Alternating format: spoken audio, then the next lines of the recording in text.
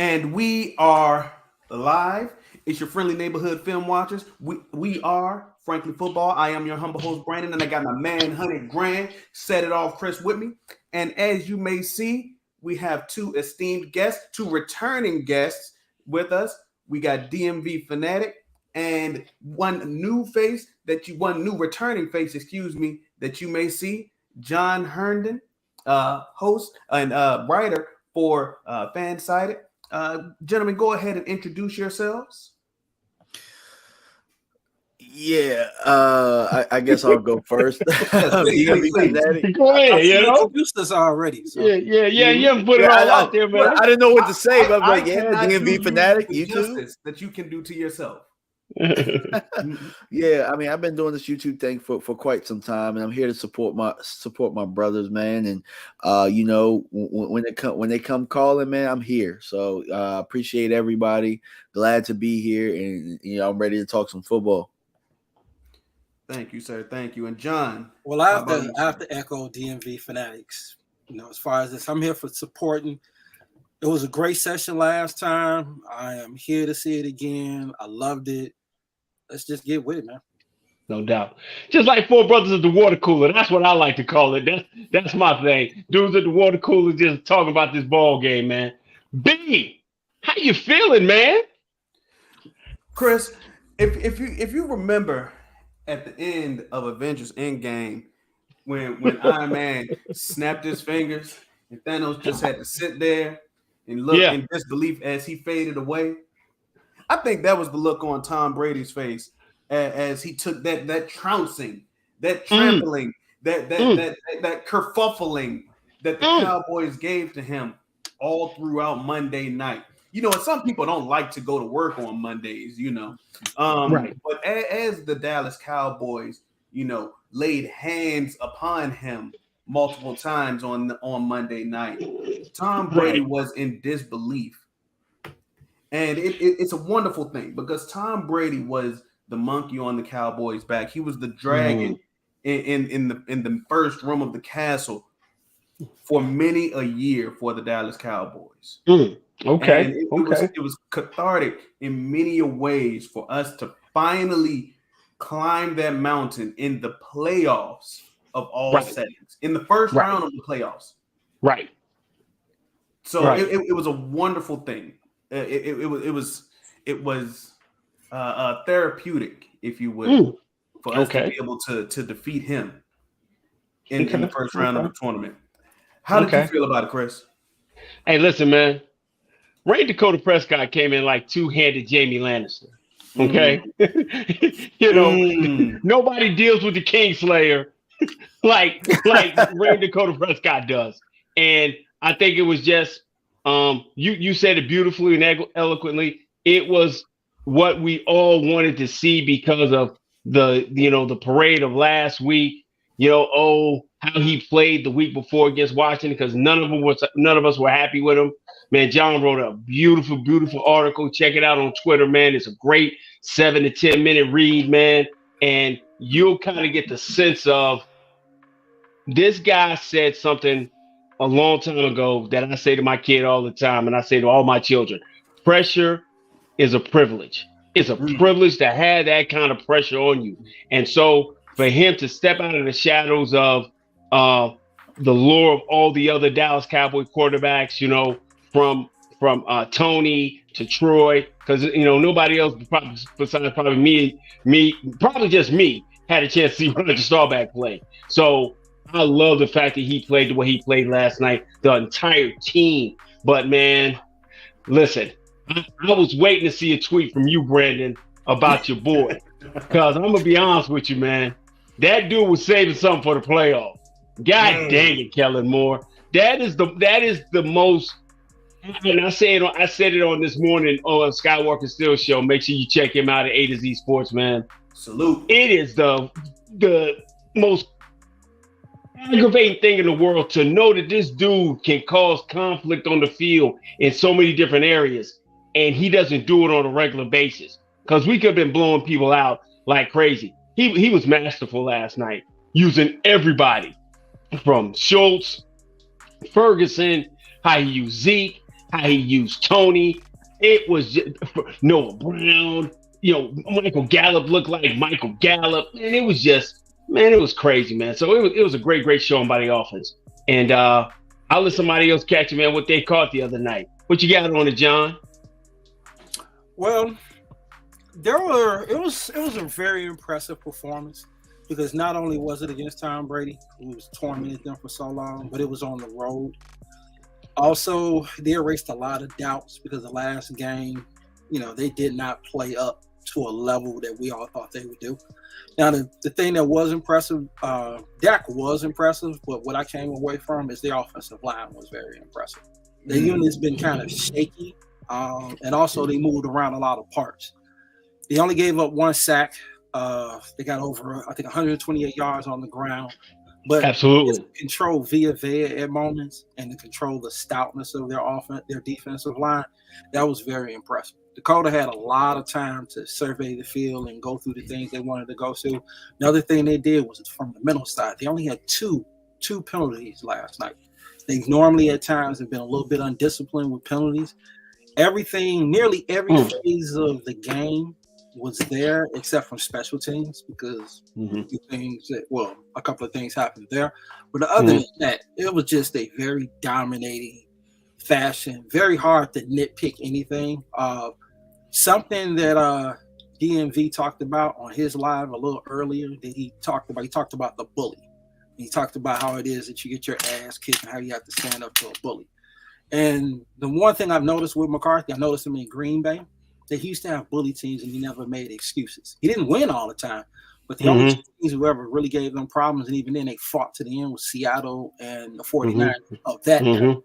And so I always wanted to see if he would have that DNA with us here and see how steady he is and how he went about in the preparation.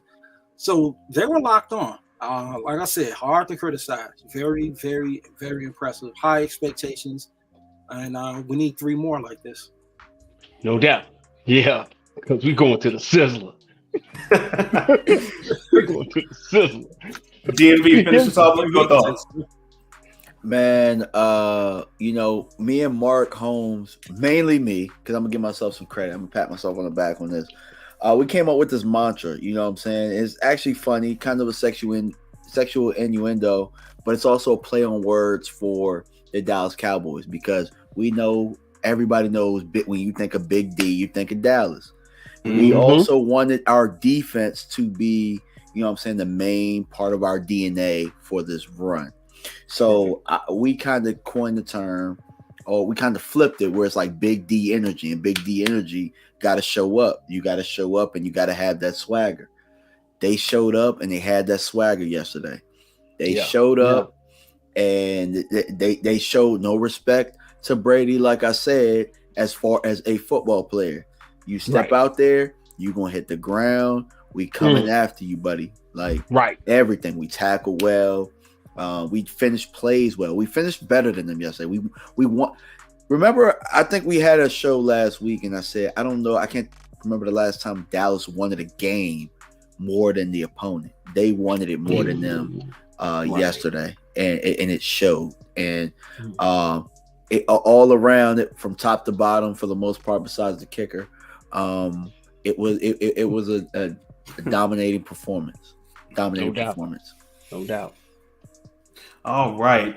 So obviously the Cowboys, top to bottom, looked like a complete team. But I want you to just squeeze it down to just one guy on the offensive side of the ball who just caught your eye. Just had that soft spot in your heart yesterday. And I'm gonna start from the bottom to the top this time. DMV. Who was the guy who would get the game ball on offense for you? I mean, obviously it's Brain Dakota Prescott. It's not even close. 4 passing touchdowns. Could have had 5 pass. It was either have 5 passing touchdowns or like he did yesterday, 4 passing touchdowns and a rushing touchdown. It was that type of game. He used his legs. I think, set it up and saying this for a while. When he uses his legs, he's a different quarterback. And I think we talked about this too as a group, where it was like, we think he's gonna run. Like, I think he's gonna run because there's a lot on the line, and he was the dual threat guy. He was able to extend plays. More than anything, I think that mentally, we talked about Brady making it a mental matchup. Dak out-mentaled everybody on that field yesterday. Right. There were times where Kellen didn't call a good play and Dak checked to a run, and it didn't net a good run, but we lived to play another for the next play. We didn't turn it over. We didn't put ourselves in a bad situation. Maybe Pollard or Zeke got back to the line of scrimmage. Maybe they got 1 or 2 yards, but we played for the next play there. And I thought that those were the type, like, everybody's going to remember the big plays, but those plays where he got us out of dangerous situations and got us into manageable downs is really what won it for us yesterday. So big ups to Rain Dakota Prescott. John, who is your offensive player of the game? What I'm going to do is I'm not going to repeat. So whatever anybody. So the guy that I'm going to go with Tony Pollard. Because to me, he is the nitro. Dak is the most important of the offense because he's the quarterback, of course. But Tony Pollard changes the offense. I think it was the second touchdown to Dalton Schultz when Dak rolls out. I think he rolls to his left. Pollard's presence causes another defender to decide, am I going to stick with him or am I going to stick with Schultz? So that particular play, I've always been telling people, you have to have a heavy dose of them. And everyone thinks when I say that means touches. It's like, no, just his mere presence. He can change. He can flip the field. He can bring 2 guys there. But there are times when you need him that he can catch the corner. And he's bigger than people have thought. He did blitz pickup yesterday. Yes. He is the nitro that runs that V8.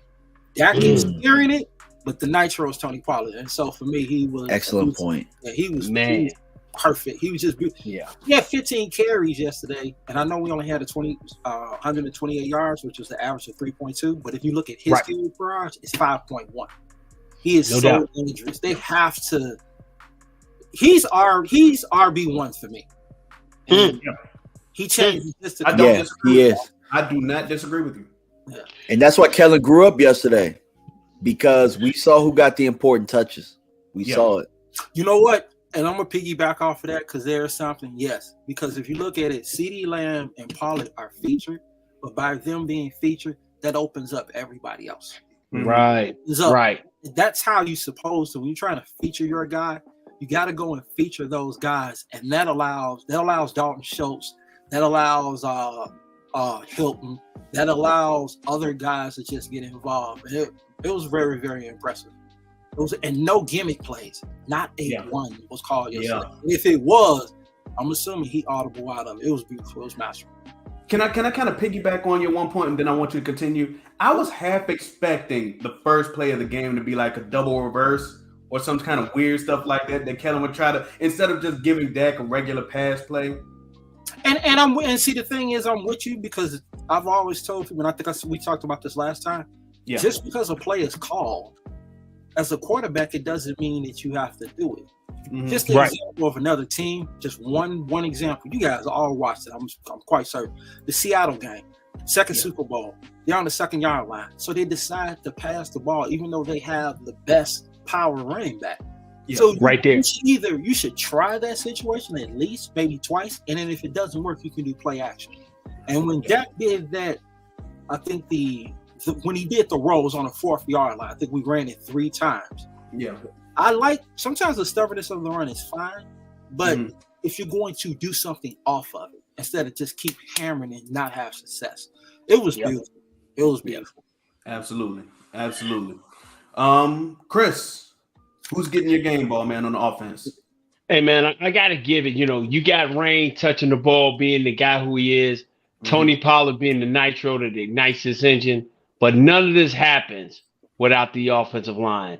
Boom. Huge shout out to the entire offensive line, man. From Jason Peters, Tyler Smith, my main man, Tyler Biotis, Zach Martin, which is, just Kratos. And Tyron Smith, man, is just showing you just all world level that, I know he's older, but man, I know everybody wants to push this guy off the bridge, but to me, he is the next year's Jason Peters to stay there and be my swing guy. That I know he can go both ways, 3 or 4 games, man, and just be that guy. That offensive line gave rain time, got us into effective running situations where we could run to the right or the left, which is huge. And they just gave us the ability to do what we needed to do, to give him the time that if he needed to roll to a side, he was there.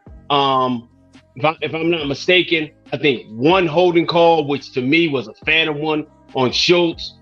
Offensive line played outstanding, man, yesterday. And I need 3 more games like that. And if I can get 3 more games like that, dude, I don't see anybody beating us, man, the way we deploying everybody. Offensive line played great. And for Tyler Smith to play 2 different sides, he never lied to us. That's one thing that young man never did. He said, I am a left side player. If I got to play guard, I'm a great guard, and I'm an adequate tackle. But if it's on the left side of the football field, I can play it, man. Man, hats off, man, because we were all – I know me. I'm not speaking for y'all. I didn't know who the hell he was on draft night. I had no idea. Stevie Mack said in the chat. Yeah, Stevie Mack said in the chat he gives it to Tyler Smith. I didn't know who he was when he jumped into the offensive line. You're not a draft guy though, right? No, I knew, but dude, we were looking at the Jones kid from Florida State. The center that went to Baltimore. Everybody wanted those guys, but that kid came with the most vitriol from the fan base. He had the most holding calls. We were all had PTSD of Connor Williams as a daggone left guard. You can coach that stuff out though, Chris. You can fine-tune that stuff out. If your engine is misfiring, you can turn a knob. You can tweak a couple of things in the ECU. You can get rid of a misfire, Chris. Right, but I'm just telling you, that's what came out when we drafted. This kid has been nothing but steady, solid, consistent. I'm just so excited to see what he's going to be able to do in these next 3 games, and the guy he's going to turn into in the future with this offensive line. But the O-line gets the game ball for me. Absolutely, I love it. And to kind of piggyback on your take, Chris, before I move on to mine, normally, an offensive line is 40% of an offense, right? There you go. 5 of the 11 players on the field. The Cowboys ran a super heavy set. They ran 12, but then they also had Connor McGovern on the field as your fullback. The offensive line was 55% of the offensive line last night. That I think is more of the reason why they deserve the game ball. So John and Chris, both of you took, my guys, which is fine. I came prepared. I believe that, and there's nothing wrong with being the bronze medal. That's okay. But I believe that Dalton Schultz deserves the offensive game ball. Man. Previously, when we broke down the safety blanket. Absolutely. When we broke down the Jacksonville game, Chris, I talked about how Kellen Moore's scheme didn't have much influence on the defensive secondary. Right. Dalton Schultz routes were ran nothing short of perfect this game. And you can see how much impact he had on DBs. You can see him running towards them. Their thoughts were, oh my God, he's bigger than me, he's stronger than me, faster than me, he's gonna break me down like a blunt. And it's just gonna go down bad. Right. Just pissing down my leg. Not much of an athlete. I'm on national TV. I'm on national TV. My mama gonna see this. You know what I'm saying? So yeah. Absolutely. Dalton Schultz was the ultimate. I refuse to say security blanket because if you look at his second touchdown, which was 3 trips and a route across the middle. I believe it was a stick route. He previously, and you saw this same route against the Jags, but it resulted in almost an interception. He tightened up his route to influence the DB to him along with Dak. Let me go ahead and word it that way. Dak's eyes influenced the safety to go towards the single receiver, and Dalton was left wide open. That does not happen without the players tightening up their game to a razor thin fashion. No doubt. And no doubt. It's a thing of perfection. So when all of this happens, that's how Dalton produces 7 receptions for 80, 85, 86 yards and 2 touchdowns. Yeah, 2 tutties. Yeah, 2 tutties. He had the one catch up the sideline was great. John said it. He was like the safety blanket. The rapport and the chemistry that him and Rain have together is exceptional, and that's what they showed last night. But what that also does is put that on tape. So now Kellen can get even deeper into his play calling. So now you're gonna think about doing him, and then that gives CD a chance to be one-on-one, and that's when CD can be dynamic. It's gonna be this is gonna be a beautiful situation as they continue. Only if Kellen continues to maturate inside of his play calling and do what we expect him to do. Absolutely. Now I do want to go to the opposite side of the ball. Who are the guys on the defensive side of the ball that you would give a game ball to? Chris, I'm going to start with you. Oh, man, I'm giving it to the Wolf Hunter, baby. There we go. I'm giving it to the Wolf Hunter, man. Leighton Vander Esch, welcome back, man. Absolute, just knowing everything he needed to do. Leighton, when we looked at him in college, the one thing Leighton has to do has to be clean. And when Leighton is clean, he is a force. And he was in the tackling game, dropping in zones, being a disruptor in the passing lanes. Just putting people in the right spots, people able to run, do what they're supposed to do. Leighton Vander Esch played an amazing game, man. He gets my game ball. Yeah, and it's crazy because earlier in the year, Leighton was much maligned by Cowboys Nation. He was a guy who we thought may not see another contract. Now he makes that conversation a very difficult one. We was trying to push him straight off the bridge, bro. Oh, we was trying to boot him off. And we was trying to get rid of him. Or earlier in the week. No. Early in the season. Like early in the season when we was looking at the team, let's get rid of Leighton. We was trying to figure out every way possible, John, to get rid of Leighton.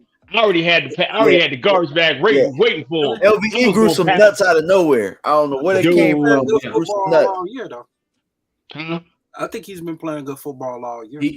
Absolutely. Oh, dude, when he went out in the only thing is when you think, you know what? Nah, because I don't want to segue off of it. I have a tendency to do it. We'll get that. We got time. Yeah. I want to get there. Brandon host. I don't want to. Yeah. We'll get there. We'll get there. But while you are speaking, John, who is your defensive star at the start? Star? Hey, can I do 2? Can we do star and honorable mention? Like guy who won't get a lot of mention? Is that no, go ahead. Give me your guys. My star is Michael Parsons because it all begins and ends. So easy to do. Go I already know he's gonna take my 2. I already know. Go ahead. All right, maybe we may be the same guy. I don't know. We may think alike. I think we do. My second guy is this. This guy to me is a major factor, and he is built for the playoffs for what they want to do. That's Big Hank. Jonathan Hank is like real key. Yeah.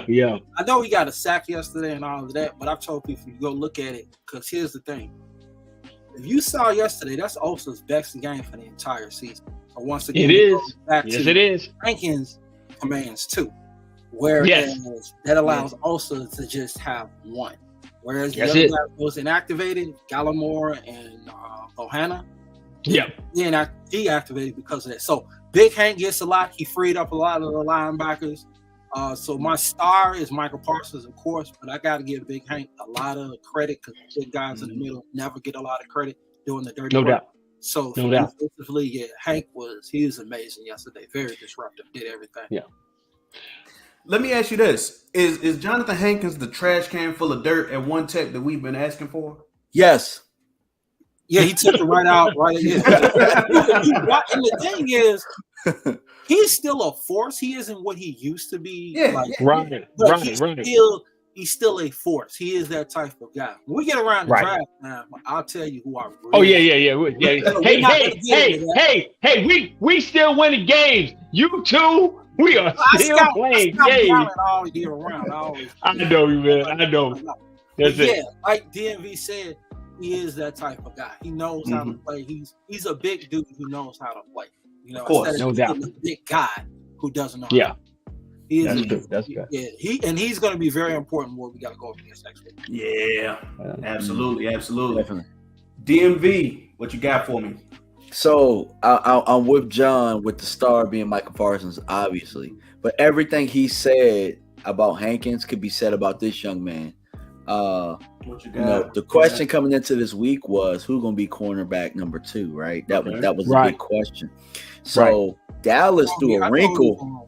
Yeah, Dallas threw a wrinkle in what they did. So I was saying have Bland follow Godwin around, but Bland ended up being our corner 2, and Izzy jumping in the slot and jumping around. That on the back end, he was just as important as Hankins was. As a matter of fact, Tom tried to go at him a couple times. He batted the ball down quite a few times. That 6'4" length. Yeah. So he played the slot a lot better than I thought he was going to play. So I would definitely, I'm going to say Izzy. I'm going to go with Izzy there. Yeah, absolutely. If somebody would have took Hankins, I would have took Israel. Yeah, he was outstanding. Yeah. People forget he used to be a DB as opposed to a safety. They moved him to safety out of necessity. And you notice he does, his hips are tight like Nashawn Wright. Knows how to strike. But you're right. I was really impressed that a dude 6'4" was playing the slot. No doubt. They had him on the outside too. They had them moving around. So and the great thing about having Bland, because a lot of people probably didn't know about him. I'm not including you guys. Is that I used to tell people, I'm like, nah, he's not a slot corner. He could just play inside. He's a boundary corner. So to be able to move them outside. You did say that. Yeah, that's right. You did tell us that. Positions. And so it was a lot of things. So Dallas has found, to me, they found a third corner. Now, I'm not going to say necessarily Israel is the third. It can be him or you need 3 anyway. So they got 3 guys there. Very impressive. It got to the point where everybody kept asking about Xavier Rhodes, and I was like, keep his ass off the field. I don't need to see him. right. And you know what I think? No doubt. He's more of an insurance, whereas you saw the other 2 young players from last year kind of struggle. It was kind of like that guy, and probably another older corner that can be in their ear. But I agree with you. The way Israel was playing so well, I was like, just go with the young guys. They're doing an outstanding job. And he's big enough to help in the run game. Mm-hmm. Yeah, absolutely. but you know, like KJ Rose and Steve Mack and everybody said, he was very physical, kind of handsy in some different areas. Mm-hmm. So, you know, I think he's going to have to continue to clean that up. But you just want people. We've watched so many times where DBs have played against us that have been physical, like he was last night, and get away with it. So going in until the ref called it. You got to keep going. Yeah, that's it. His hands was there, but he was in the hip pocket. It's not like he wasn't there. He wasn't. They weren't creating a whole bunch of separation. The thing is, he was doing everything great. He would get the hand there, but he would release it. People do that all the time. DB. And so that was a Richard Sherman special, right? And another thing they started to do, because Tom was trying to get the ball out fast, and they used to not do it with Joseph or Wright. They started pressing, and so when they press, they're disruptive, and so that causes a timing issue. And so press really harassing Tom. No doubt. You're gonna hold it. You're gonna either hold it a long time to try to get the play, but you got that rush coming, and they were super confident. It was very, very confident. The corners were all 3 of them. Hats off to all of them. They was no doubt. Plus, John, I know you're a draft guy. That was Izzy's thing in college. Yeah. When we ended up in that press, he would put the paws on guys. And the thing, he got big hands, long arms. I was talking to a buddy of mine, and he was telling me last when we had Nation, he was like, "No, we should do press." I said, Nation doesn't have the hips for that. He's a straight liner. I Yeah. said, if you get behind him, it's going to be a difficult problem. Joseph is too aggressive. He doesn't know when to back up. I said, Izzy, I said, I would go with him. It was 3 weeks ago because, like you, Brandon, I'm like, sometimes I don't like to go late to make that change with a young player, but that young man was ready. It didn't seem big for him. He just stepped in. I think he had 24 to 28 snaps. Yeah. Kudos to him, bro. And he wasn't playing against a scrub. Godwin is a very good receiver. And that's very like, good. It wasn't like a big moment for him. You know, whereas some players get nervous. He just played his game. I was impressed. It was really, really nice. They asked a lot of him and Bland, young players. Man, they stepped up. Fantastic. I love this. Absolutely. Now I think that if he is asked to cover San Fran's corner two, I apologize for that, John. I made a mistake and clicked the wrong button. If he's asked to cover San Fran's wide receiver two, I think that it'll be a bit of an easier time because Chris Godwin was probably the bigger threat, if we're being totally honest. Debo. You know, and I hate to get off topic. Debo is probably the biggest threat.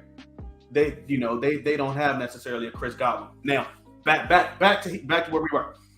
My star is Jaron Kearse. Jaron Kearse was all over the field last night. He was knocking down balls, making tackles. Obviously, had the interception in the end zone.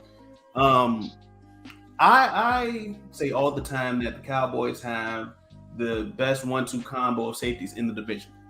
Kearse is the biggest part of that. Once he went out with the knee injury, and I really hope that it's not the biggest deal. Because he practiced today. Wonderful to hear. Wonderful to hear. That knee must be popping in and out, bro. I think it's a knee bronchitis that he's had earlier. So that's gonna fuck up. Yeah, that's gonna fuck up, fam. Yeah. So perfect. He needs time, and that's all you saying. Yeah, he needs time. Right now, everybody's probably beat up and something. Yeah, everybody banged up. So. Yeah, but you could tell that once Kearse went out, the defense looked totally different in the back end. Tampa was able to try guys differently. The communication just looked totally different, and that's because Kearse is able to move forward and back in the defense in the way that guys like Wilson can't. And you know that is an intangible that only he is able to offer right now. Yeah, for the team, you're right. So you know he is my star on the defense. You know, obviously, you know, I didn't want to take Michael from you guys. If no one would have said him by, you know, that was too easy. Too easy. That's why I said, can I have two guys? I have to mention Michael Parsons. I mean, absolutely. The reason is because of how hard he played yesterday and how fast he played and how violent he played. And I've always thought, at least this year, last year he's a rookie, but this year more so, that line goes as he goes. Absolutely. It does not seem to be the opposite. Like, let's say he's not having it, but I think he's impactful every game. It doesn't seem like somebody else kind of fills the void a little bit and say, you know what, let me handle this a little bit. So they feed off it. If you look at every sack, it was because it was the form of disruption for him. So he was disruptive all throughout. Even though he didn't on a sack, he was always there, forced everything, freed up everyone. Watson, Big Hank sack was because of him. He draws attention. So he is fantastic. Let me ask you guys a question because he didn't have any time off, but didn't he look fresher to y'all yesterday? Hey man, with the go ahead. Halftime, yes. Go ahead, John. Go ahead. Hey, listen, he looked as if I've been waiting for this moment for the last 4 weeks. We get into the playoffs. I'm just ready to go. And, you know, like they say, big time players make plays in big games. And he knew this is his moment to shine. And he just got after it. He just looked fresh, quick, strong. He looked like the lion, man, that he is. So I just think last night he just came with a different gear. He knew what he had to get done. No, I agree, but he did look just physically fresh as opposed to a mental. I don't know if moving him off the line was good because I don't like him being an edge rusher like 100%. Right. But Right. I agree with DMV. To me, he did. It was a lot of guys that looked a little bit more quicker, and a little bit more. Curse is one of them. Curse is one of them too. Absolutely. Before the knee, he Yeah. looked like he Mhm. moved He around a looks little much fast. just for a couple of weeks. He looked like Curse looked like he was struggling to me. Now, I Right. don't know if it was a complacency thing with them, but I don't like to look at that because I don't think you can flip the switch on football. Right. But I agree. A lot of guys look fast, except for Yeah. RB2 running back. But Hey, dadgummit. Hey, I understand that, but you're right. You're right. We're going to talk about that too. you a Zeke fan? First off, I love Zeke who he is, but I also understand right now, he's not the best player. I'm not foolish enough to sit here and act like he's the best player. But we like you need said, him though. He's still him. very valuable. He is in he's- certain situations. I just don't think he's Yeah. the same carries as Pollard. I just think he needs to be. I think he needs to be. Jerome Bear's fast Willie Parker, man. That's what I think I needed to be.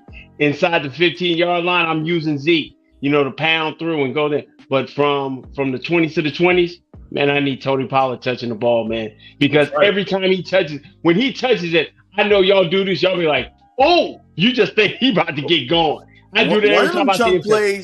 One of them chunk plays, Zeke laid a pretty solid. It wasn't a solid block, but it was a block that sprung him. Yeah, well, that was the first time I saw. It was a selfless play. Field. A selfless play that someone else would not sacrifice their body for. That Kelly True. run, as opposed to his strength. So yeah, that's true. Yeah. So I just love what he brings to it because he's gonna bring an attitude. He's gonna bring that. That I'm gonna get in there and I'm gonna do everything possible for the team. And I think that's the maturity and the team player that he is. But he also understands I don't have that boom anymore, but I'm gonna do what I need to do for the team. And that's why I love him, man. All right, I don't have any more shade for Zeke. Yeah. Okay, my man. Appreciate you. Him and that knee brace and that grass don't mix. He hasn't ran good on grass with that with the whole knee thing. It's like He ain't got no burst. He ain't got no burst, not at all. Yeah. He lost his burst a long time. Yeah, man. Yeah. That Detroit game really took it. It was the Detroit game where where Kuda took his knee out, but yep. So for every good there is a bad. We all know this in life. For every action there is an equal and opposite reaction. Yeah, yin and yang.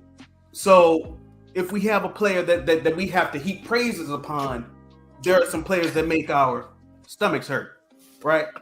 Who made you queasy? Who made you nauseous on the offense last night? DMV, I'm gonna start with you. On the offense? Let's start on the offense. There is nobody. Well, it wasn't an offensive play per se. A play or a player? Well, player. I'll allow the freedom. Yeah, I'm still like I don't need to see much of Noah Brown, bro. I mean, there we go. And he damn sure shouldn't be on Hans' team. There we go. I think he would know what he's doing since he's been on special teams. It's like it's not that hard. No one catch the ball. Yeah. Okay. Hey, Chris, you know how Will had the dude that was asleep on the phone earlier? Yeah. That was Noah Brown in the special teams meeting. Yeah, man. Yeah, man. I just think, man, that Queen Bella's in the chat, man. So, she's got this new platter that she got passing around that people need to catch it. And she can type it in here, man, because we don't want to say this on YouTube because we're trying to get our followers up. But Queen's talking about this platter that's he might need, man, to get himself together, man, because Noah was probably the only for me the worst. I just don't want to see him in this playoffs featured. Like I can see him with third down or second down outlet, boom, that's fine. But I want it featured where it's Pollard, it's CD, it's TY. But if we say we had to have one bad guy, and it's hard to find a bad guy I mean, there's one bad guy. We don't all want to dog. We'll probably dog pile on the rabbit in a minute. But it's one guy who deserves all of our ire. But he would probably be in a dominating performance like this. He's probably like the last. He's the one guy like get that together, Noah. But outside of him, I really can't find a lot bad to say on the offense, man. Those guys played amazing last night, man. But he's the only guy that was kind of down. What was Brown's stats last night? You have it, Brian? I think he had one catch. I think he had one catch. He probably for like 5 yards or something like that. No. It was like a nice little 13-yard joint. I think he had one nice one. He had a swing catch. He had like a screen to him too for like 5 yards or something like that. He was 2 for 18, and his long was 15 yards. Oh, that's true. I'm gonna just stay with the theme. I have a buddy probably watching this, and I told him in the beginning of the season, Noah Brown is not dynamic. There we go. Right. He just isn't. That isn't his fault. That's just who he is. That's who he is. He's a great special teams guy, but he wasn't that great. He wasn't that good. You know what happened? Right now he's probably the 5th or 6th, 7th pass catcher. I'm not even talking wide receivers. I'm just talking pass catcher. Taking snaps from Ferg. Shit. Yeah, you can actually, the things that they've actually want to use him for, Ferguson. Right. Or Henderson or somebody, after the catch, than what Noah Brown is. So if I had to pick, Noah, it would probably be Noah Brown. I mean, I would try to. I agree. It's just hard to how dominating they were. It's hard to like pick and say, man, on the offense, what guy was really bad, because they all contributed in all type of fashions. Blocks, and it was just fantastic to watch. Hopefully, it just continue on. I think that the offensive line looked markedly better once Jason Peters was out of the line. It's true. I was hoping that no one would take it. He didn't stand there that long, though. He didn't stand there that long. It wasn't bad because of him, though, because he was doing all right. It wasn't bad. I mean, I just don't think he stayed in there long enough. I think they dictated terms, and because if you go back and look, Connor got whipped like a few times. Yeah, but he was also used as a de facto fullback in a lot of situations. When Peterson was in that lineup, though, that's when Peters is in the lineup. But I mean, I just don't think it was enough time out there. So I ask you this: would you rather have Tyler Smith at left tackle and Connor at guard, or would you rather have Peters at left tackle and Tyler Smith at left guard? It's a very complicated question because I think that Tyler Smith because I think that Tyler Smith is the tackle of the future. So him being there is a part of my grand scheme. I could dispute that. Plans. Yeah, I'll dispute that too. I think he's but go ahead. But right now, Chris will be back momentarily. Right now, that's tough. Oh, let me help you. Tough. Is it better with Tyler Smith at left guard, Peterson at left tackle, Connor at left guard, or Tyler Smith at left tackle? I'm just talking for the playoffs. We got okay. It's probably better with Jason Peters at left tackle, because it allows us to go in our super heavy sets and use McGovern as a fullback. Okay, let's say McGovern wasn't even used as a fullback. I'm just talking offensive line. No, I'm gonna tell you this week, Bucs are going to tear Tyler Smith ass up at left tackle. Maybe. Nah, he is, bro. Maybe. I mean, we hold on, don't do that one yet, because we can get into that one. We're going to segue to that eventually. I don't know if DMV was born here.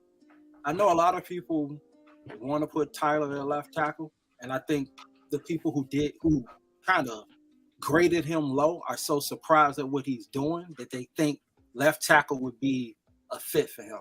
He will be a dominating all-world left guard. Left guard. He was throwing people around out there, man. He is all pro left guard. I'm telling you. If you put, even though I'm not saying he can't play it, Oh, yeah, he can do no, both. not left guard. He's a left side offensive lineman. I'm talking He's a about left side offensive lineman. no, he's a left guard. He's a I don't guard, care bro. about him saying he's a left guard. He has all of that. We've had that weakness since Ron Leary. You want to fix it, stick from there. Ouch. I don't want to go too far ahead, but I will say this: it's more developmental tackles that are coming out because of the passing game that you can find you a left tackle. I mean, he's a really good player, but he's the all-world player inside. He's the third best left tackle on this team. I'm gonna be 100 with y'all. I mean, he got thrown out there, and the young man has been solid for what we on need. his side. Huh? I'll agree because experience isn't on his side. That's kind of what I was getting at. Like, I was just like Bosa, he'll be more athletic than Peters, but Peters has seen everything. Although he's 40-something years old, Tyler Smith, there's still things he hasn't seen, and sometimes he forgets to kick step at the left tackle. And those athletic Peterson doesn't forget. Exactly. And it's the thing also is just with his technique of it. Let me get that guy inside and let's abuse people on Sunday. That's what I'm talking about. Put him there, and then if you put him inside, that helps Biotis. If you're gonna look at that, he can stand up via Vea. Connor can't. He can't even handle that. And also keep in mind there might be a said McGovern wasn't ready for those problems. No, I mean he's ready and he's a baller, but it's just a hard deal with him. If you look at yesterday, he was abusing people's kids. I'm talking about Tyler Smith. Throwing people's kids around yesterday. He can play the position, but I just think he would be so much better inside. I'm talking all pro. I think so too. I agree. I definitely agree with all pro. All pro, dog. Like if you think about how he started his career too, like in camp and stuff. I mean, we took him. Unfortunately, he had to play left tackle because of injuries and stuff. But he was on track to be what how Zach Martin started out, in my opinion. It was a high praise. Martin used to be a tackle. People forget. Yeah. That's why I said that. That's exactly why I said it. Right. A lot of people forget that. You look inside and see his strength and the way he can handle things. I think he'll have a hard time with Bosa as well, unless he decide to get dirty and punch him in the throat or do something like that. Aaron Williams used to do that all the time. Aaron Williams used to do that all the time. A lot of people forget Shaq Barrett didn't play yesterday, so that might be also what why they had some success too with Peters being out, because Shaq Barrett was tearing Tyler Smith ass up in that first week. And I really wanted to see them play again just to see had he learned things. It's always good, but Nick Bosa is a different type of animal. Understandable. I get it. Who knows? This young man has been through the trial of fire. He has. What's going to go on? But I do agree with DMV. I think it's going to be a difficult thing. I don't know if he's going to get completely whipped, but we'll see. I'm confident he can handle whatever's going to be out there, but I would rather have Peterson on the left side. Nick Bosa has strengths in the areas that Tyler's weak. That's where it's more of a matchup thing. That bend is going to be something to do. Yeah, it's the bend, bro. That bend is crazy. If you don't kick step, man, Dak gonna be sipping through us. He's gonna be sipping soup through his straw. You got to be careful with his punch. He does not want to lean and allow him to get exposed. So we'll see. So what I would do is I would run at his ass first to wear Bosa down and force him not to. See if we can get ahead on him as well. But I look forward to it. I want to see the matchup. Absolutely. So was there a bad spot on the defense? Was there a player who made you scratch your head or made you just squint your eyes at him, made your face squint up like Fred Sanford a little bit or something like that? Listen, man, the only guy that let me get mine out and the chat can beat me up and the whole nine. Listen, Trayvon Diggs is a all-world flip your hips, run with anybody kind of corner. He has his own island. He has people locked away on it, and I think he has absolutely made this as a cover corner. But he does not like to tackle. And I understand you make business decisions about tackling because you play in a physical game and you're out there running with guys, but it just made me mad watching Mike Evans throw him around and push him around out there. It made me mad him get to the pile and him not want to, get in there and stick his nose in there and make a tackle. And I can probably understand he made, the stat man said, hey, you got to be careful because if you go down or you get hurt or whatnot, whatever. But this is the playoffs. This is the playoffs. These next 3 games, I need him to be, if he has to be the last line of defense or hit somebody, I need him to go crack somebody. I just need him to go hit somebody. So Trayvon Diggs got he got me that look when he was out there last night. Everything else he was great at, but he just didn't want to tackle, and that bothered me. But he hasn't been tackling since his rookie year. I would say, I'm not asking him to tackle. Quite frankly, I just asked him to shadow Mike Evans. That's your job. That's all he had. That's all he had to do that. Because Mike didn't get really nothing on him, but he doesn't. Okay. Yeah, I understand. But we had to find something. I'm just saying that's just who he is. He doesn't tackle. Yeah. Okay. All right. But there was a time in the game though when that ball hit the ground, and I seen him make a business decision not to go for that. Right. See what I'm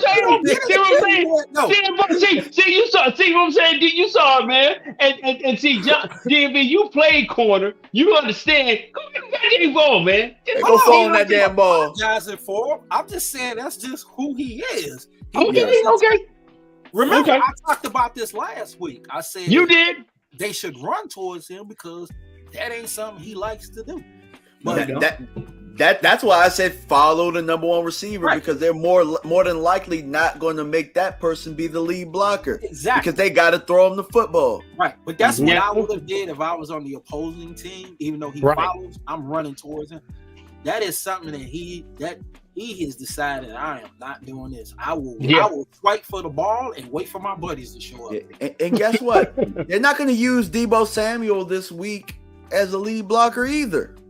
So I might be, hey, wherever Debo's lining up, oh damn, he in the backfield. We might have to figure out something. But I mean, we gotta figure out something with Debo. But again, I'm not playing sides because then they're just gonna run at his side all day. Yeah, I got you. That just isn't something he likes to do. I'm not saying I'm okay with that. Mm-hmm. Something he doesn't do. He is not gonna tackle. You want me to cover, Coach? Sure, I got that. And Debo is very physical. Debo is very physical. Is he going to be able to take a guy like that down? Well, you would hope the front seven will handle that. He just got to be able to hold him up, bro. Yeah, hold him up. But we got to do something. You got to do something with him because they're gonna run right at him. That's true. John, DMV, do either of you have a guy who drew ire from you? He played a little harder this week, but I hate watching Anthony Barr out there. My God, you took my guy. Hey, man. He did have a tackle for a loss yesterday, but that was about it. For loss this week. He did, but then, yeah. I mean, and he got ran over, and he was got trucked. Yeah. Somebody, my homie was like, well, he's a big dude. I said, he outweighs about 30 pounds. Go ahead. He look out of place, bro. He look out of place playing backer. I mean, I appreciate his effort, though. He gives us everything that he has. It's just slow as hell. Yeah. There we go. It is. Go ahead, John. Give it to me. I mean, you guys took the two guys. If I have to do a third guy, I don't like to talk about this guy because I just think when he's in space, it's hard for him. Donovan Wilson, when you have to move him further line, it's a little bit of a struggle. I still think that he makes so much more positive plays, but in coverage, he have to put him back. Sometimes he doesn't make the right decisions. There were a time that Van Der Esch crossed the middle. Wilson takes a guy that Israel has. And so he just bites on that. That just isn't a strength of his. But I don't really want to say that. So I wanted to pick a different dude. But Anthony Barr gets mine. I just think it's time for him to sit and be a cheerleader and use him maybe in rush situations or whatever. Because physically, he just can't do it. He can't change the direction. We didn't see a lot of Clark yesterday, did we? Not I don't really. think he played. Nah, I don't think he No, played. yeah, and I think I probably would have used him as opposed. well, actually, no. Clark was active. Jabril Cox was inactive, but yeah, we just didn't Cox was see a on lot. special teams. I don't Yeah, remember him ever Clark was active. He just didn't play much. right. His head spinning though. Mentally, you could tell. Yeah, Head spinning. yeah. The game just it may be because he was on IR for a particularly rough absolutely. injury. He didn't play. You got to remember, he didn't play no football. He wasn't in a rookie camp, voluntary camp. Exactly. Nothing. Exactly. Right. Like he was recovering from a spinal fusion, so Exactly. all he could do was just read and probably not even turn his neck. Really, he was just reading like this. Right. You know, so the game is going to have to come at this offseason is going to be the first one for him, really. So right. you know, look forward to that. Yeah, he'll do better once he gets a chance to have like a nice training camp and know the playbook, right? Yeah, absolutely. No you know, get some of those rookie snacks where he can bulk up a little bit. You know, get bigger, stronger, faster, things like that. Absolutely. The thing about Donovan Wilson for me, when he was younger, we always wanted him to be what Jaron Curse is for the team now. So repeat that for me, please. He isn't that big. Yes, Right. Absolutely. But I'm talking about in practice. You know, in practicality, when once the rubber hits the roads. And I just wish that, you know, of course, they are, you know, in the same meeting room. They're on the field at the same time, things like that. I just wish that Curse could take him under his wing and you know, of course, a little bit more. And I'm rambling a little bit when I say this, but I just wish that they could kind of hit the fusion dance and, you know, become the same guy, you know, because what Curtis always wanted Donovan to be, but we also need Donovan. Well, you know, I'm gonna be honest with y'all. We got a youngster on the roster. He ain't played. You talking about Tyler Cole? I was gonna say Bell. Yeah. Bell gonna be the future, bro. Yeah. I'm trying to tell you. Yeah, he's gonna be the guy, bro. He's gonna be the guy. Donovan's a good player, but I mean, I'm talking to the DB in the room here. No, sometimes you are who you are, and yeah, that's true. He just doesn't have an instinct or feel for it. He's a box safety.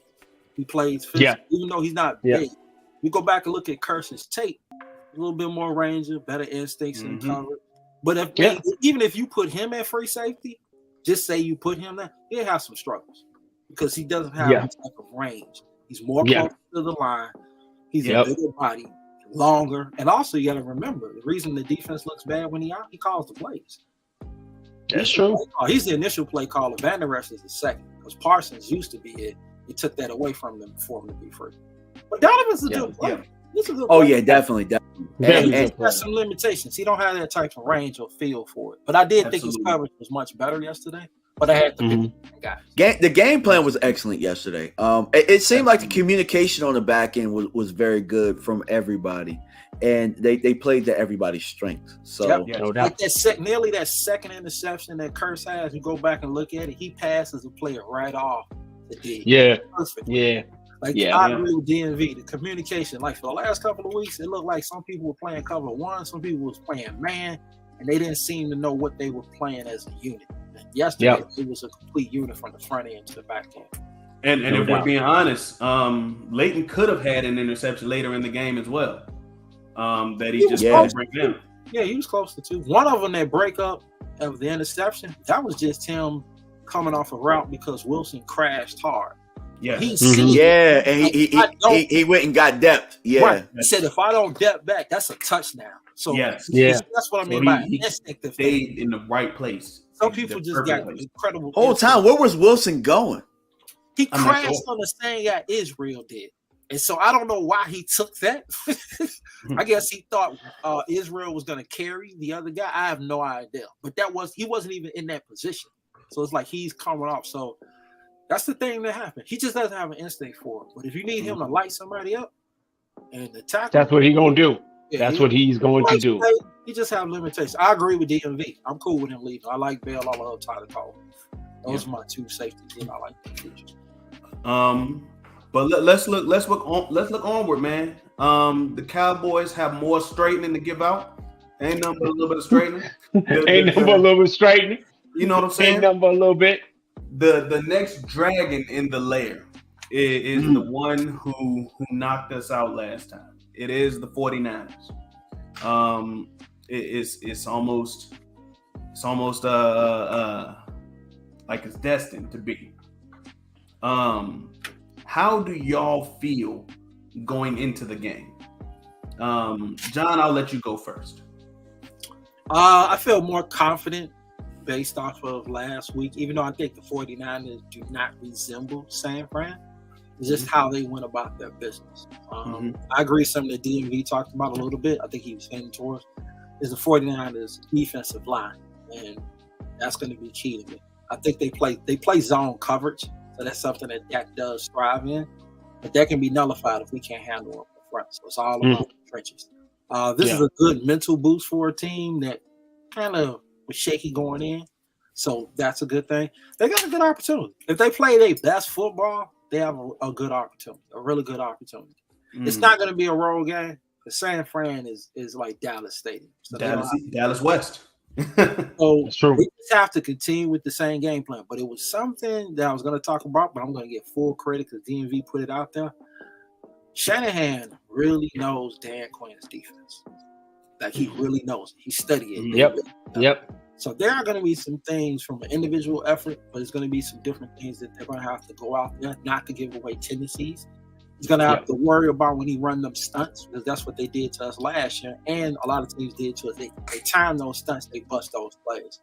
So the veterans that we have acquired that we have not played, with the exception of Anthony Barr, Hankins, T.Y. Hilton, a lot of those guys, I'm not saying they have to be stars, but they have to make plays in situations. We have to take away the run from the 49ers. Yep. My game plan would be, you need to stop the run. You need to make that quarterback beat us. Because all of his victories have been off of the running game. Nothing has stressed him out. Nothing. He hasn't been in any situations where he's stressed out. Offense, I need for you to do your job. One, do not give turnovers. Do not make the field short. Be really, really sharp. Do what you need to do. But I need a heavy dose of Tony Pollard. I need a heavy dose of CeeDee Lamb. And everybody be complimentary from that. And not have Michael Parsons play strictly as a edge rusher. Continue to do what you're doing, for they won't key in on him. I need everybody. I need a stronger effort than the effort they gave this week, because the San Fran is going to test your manhood, and they're going to be physical. So, but they're not invincible, because if they were, they would be invincible. They would be undefeated. So, that's absolutely right. Right. Chris, how do you feel going into this? Listen, man, bring it on, man. I'm standing in the middle of the street. I'm ready to bare knuckle fight anybody. I just believe there's a statistic. There has never been a rookie quarterback to quarterback his team, a true rookie quarterback to quarterback his team to the NFC Championship. So I'm not giving Mr. Irrelevant the ability to say he gonna be that guy. I think this is a game where you're disruptive. Stevie Mack asked the question in the chat. Yes, I'm moving Micah back to linebacker. I'm giving a heavy dose like they did this week of Sam Williams.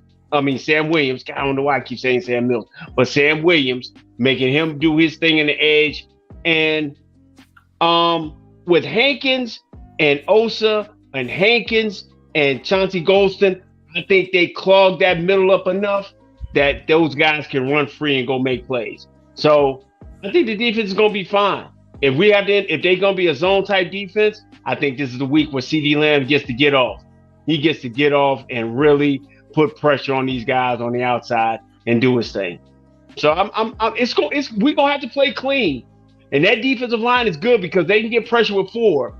But if they can't get there with 4, or it's just to the point that rumbling rain is back, that's why I like to call him, and he's moving like he's moving, he's going to cause problems for them too. So I'm sorry, who's rumbling rain? When rain is, because he don't run like he did with the Mississippi. He's just rumbling. Yeah, he's just rumbling now. So I just want him to be that guy. I I want Tony Pollard's money to go through the roof because you've said this, DMV has said this, John, and I'm pretty sure you believe this. Tony Pollard is our version of Christian McCaffrey, and I think he can be. I think he be as dynamic. I don't think he runs between the tackles as well as Christian does, but in space, I think Tony's just bigger. Yeah, I think in space, I think Tony's just a bigger problem as Christian's gonna be. So yeah, man, let's use him like that. Let's use him like that and make it to the point like, got to use him like that and get him a sack. He had 18 touches last week. Let's get him to 2021 and see what happens. That's all I got, man. Okay. All right, DMV, your thoughts? On paper, I think San Francisco, the things that we do well, they do a little bit better. I think they have a little bit better defensive line. I think they have a better offensive line. I know that they run the ball a lot better than we do. The one advantage that we have where I think is better is just I think our quarterback's better than theirs. But outside of that, they're just a little bit better at the things that we do well. So on paper, theoretically, San Fran should edge us. But this is the type of game where for Dallas, it might show on paper that they should be better than us. But I just think about that New York Giants run, and all those teams were better than that team. And they just, when the game was close, they found a way. Talking about when the stray hand? The stray hand. The one beat the paint. They kept the game close long enough until they figured it out, and they just outlasted everybody. And that's what they did. That's what Dallas is going to have to do in this game. So I'm not, that's not really necessarily giving my prediction, but I'm just telling you what Dallas has to do. As far as my mental state in this game, Dallas has nothing to lose. We have nothing to lose. And San Francisco has all of the pressure on them. You want to know why? They have a winning streak. They got Christian McCaffrey. They got Purdy. Purdy's the new best thing. You know what I'm saying? Dak had a great game, but everybody's saying San Francisco's the favorite. They're already ready to dog us anyway. We're going into that with nothing to lose once again. So that underdog mentality could be a good thing for the Cowboys. And quite frankly, every time they have been the underdog this year, they came out and whooped somebody's ass. So I'm at peace. Like yesterday, everybody was like, "Are you nervous?" No, I'm at peace because we're picking up where we left off last year. You think the guys in that locker room don't remember them coming out with that damn boom box? Oh, they remember that. They remember that. Yeah, they remember that. You got to remember, we got some players they wasn't even here last year. But guess what? They were brought here for that game. Right, they were brought here. Yeah, Jonathan Hankins was so like that. Don't matter what they did last year. So sure. But the culture that they built for this team was to beat that team over there. Everything we've done, everything we put in place is because we remember getting bullied in that game. We don't absolutely. I agree with you. We don't get Tyler in the draft if it ain't for that game. No, I agree with you. Well, you know what? I don't know because I know Mike McCarthy usually likes guys like him. Like he likes a bully team. His teams, and when you go look at his Green Bay teams, they were bullies. He liked them guys. And the one thing, here's another thing I got to give him credit, even though I know this is a different topic. McCarthy done did something Romo and Tony never did. Dak and McCarthy did. They went and won a playoff game on the road in a hostile environment. And to piggyback off of what you're saying, not only like underdogs, but beyond where people would just completely write them out. They went up to Minnesota, not this year, just last year. And a lot of the situations they've been in. And so this is going to be a good one. I'm looking forward to it. So it sounds funny. We talked about Dan Quinn, and Kyle Shanahan knowing all of the rules and all of the things of that defense, and it'll look like it's this guy's fault, but it's really just a rule. Richard Sherman talked about that a while ago, how they had to switch the rules because of Kyle Shanahan when he was in Seattle. The thing is, when you look at the the Falcons offense, it doesn't resemble San Fran's. So it's not like Dan knows his stuff that well. They didn't run the same type of stuff. So the way they run those, he runs everything like his daddy. So you're right. Yeah, he runs a lot of. Yeah, he runs a lot of what his father ran. But I also understand this too, and I also think and we talked about this earlier in the year. All the guys they brought in were to bring forth attitude, toughness, and things of that nature. So I just believe the biggest acquisition for me was getting, as y'all call them, the trash can full of dirt. The trash can full of dirt. I think Jonathan Hankins makes it harder for them to run inside. And if they can do that and have a better rotation, definitely with Chauncey Golson and Osa in the middle, I think that gives. And then DeMarcus Lawrence's name didn't get called out a lot. I know he's brimming to get back at it. Yeah, man, I think this is going. I think they got a definite shot in this one. I definitely do think that. No, they're not out of it, but I agree with what DMV was going. Not to change the chances up. Finish on what Richard Sherman was saying. Yeah, so I was saying, everybody's going to think about the matchup between Dan Quinn and Kyle Shanahan, but guess what? If we're going to talk about head coach for head coach, managing games and games like that, I'm giving the edge to Mike McCarthy over Kyle Shanahan. You know what I'm saying? Oh, yeah. You get what I'm saying? So we got Mike McCarthy and Dan has Quinn. won a Super Bowl. Yeah. Well, not just the winning part, but you go back and look at Shanahan. He was in two situations where he could have won. Like when he had the Falcons, he was the offensive coordinator. They wet the bed. And right. Even when he was with the 49ers, they wet the bed. Come on. So, that's right. I see what you're putting pressure on a team that has all the pressure can make them crack. Absolutely. They think about what's going on. They haven't walked through the door yet themselves. So it's very, very difficult. And it's difficult sometimes. Sometimes it's easier when you're on the road. Your concentration level go a little higher. They're going to be where they're going to be at. And we'll meet them, and we're going to see what's going to happen. But you are right. All the acquisitions we have to be dealing with them because they did big bully us last year. No doubt. Happen this year. I'm looking forward to it. And I don't think they're going to big bully us this year. I don't think they're going to have to find Purdy's going to have to play I think he's going to have to play a perfect game. I agree. Purdy's going to have to play a perfect game. I agree. And let me explain why. The 49ers have obviously been on a 10-game winning streak. Correct? Besides the Chargers and the Dolphins, who have they really beaten that could be considered a powerhouse? Let's go down this list. It started off with the victory over the Rams, which came after a trouncing against the Kansas City Chiefs in which they hung a 40-burger on them. But, when you beat a team 7 times in a row, you can be considered a part owner of it. The 49ers have beaten the Rams every time for the past 4 or 5 years. But wait, didn't last year in the playoffs? Didn't they beat them? They beat them in the playoffs. They beat them in the playoffs. Right. It's not the same Rams team. Either. That's not the same thing. In the regular season, the Rams haven't beaten the 49ers in 5 or 6 years. Then after that, you have the Chargers, who I just mentioned, but the Chargers did not really look the same. You remember Kobe? Look, Kobe. Soft. Hey, look. Yeah. Then you have the Cardinals, who only won 3 or 4 games this year. They beat them twice on the way to this 10-win streak. Right. Yep. The Saints, with Andy Dalton at the helm, didn't manage to put any points on them.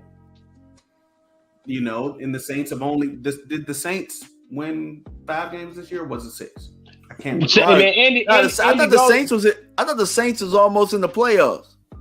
No. I thought they had a shot. I thought they finished with the same record as the Bucs, or maybe 1 game behind. Maybe they were 8-9 or 7. One game behind. There's one game behind. Okay, so they won 10 games. Yeah. Okay, got it. And then we talked about them beating the Dolphins. Fine. That was a good win. Yeah, that was a very good win because the Dolphins had Tua. Here's the thing about the Buccaneers. We talked ad nauseum about how I did not believe that the Buccaneers were not a tough team last week. We talked about that 7 days ago today. Right. When the Buccaneers played against teams who scored more than 20 points, they were 1-8. The 49ers are one of those teams. So, I thought that the Buccaneers were flawed, last week.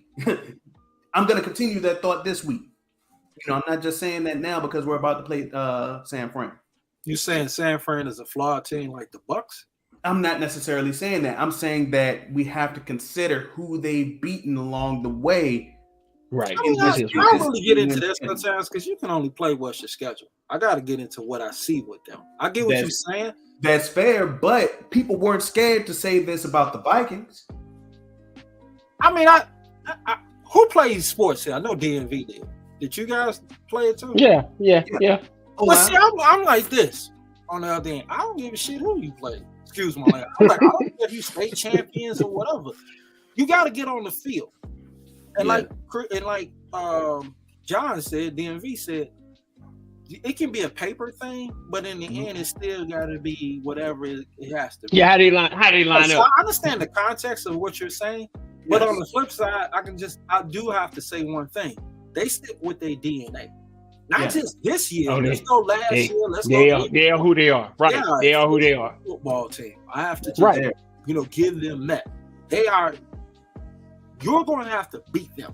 And I'm going to beat themselves. Right. It's going to be tough, and they have a confidence level. That doesn't mean that Dallas can't beat them because they do have weaknesses. Their zone coverage is weak. But once again, you got to deal with the pass rush. Yep. Right. So if you hold that, do the things that you do, put pressure on Purdy in a way of not just harass him, but where it's like the run game's not working. Now you got to rely on the quarterback. Right. You got to make him the focal point to beat you. Right. It cannot be. Right. Where it has to be pressure on him. If we get let's just say we get a 3 touchdown lead. I'm not saying we will, but if we do. Hypothetical. Right. Hypothetical. Then it's a whole different situation because he ain't never been in that situation now. Right. Thing by running, you're gonna have to, especially if we're scoring.